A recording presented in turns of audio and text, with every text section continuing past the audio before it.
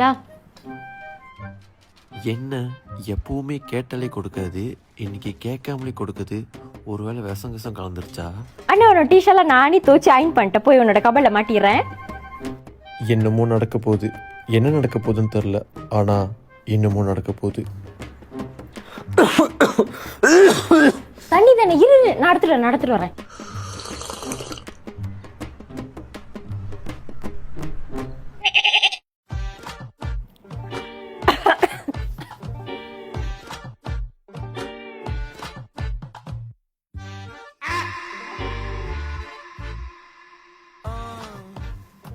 என்ன அண்ணே உங்க ரூம்ல நான் தான் கூட்டிச்சு பண்ணேன்.